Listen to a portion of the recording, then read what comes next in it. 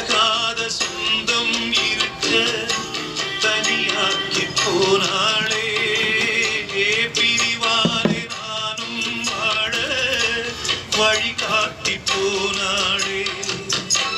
விலகத்தான் நினைக்கிறேன் விலங்குதான் போட்டியே கலங்கித்தான் தவிக்கிறேன் கேள்விதான்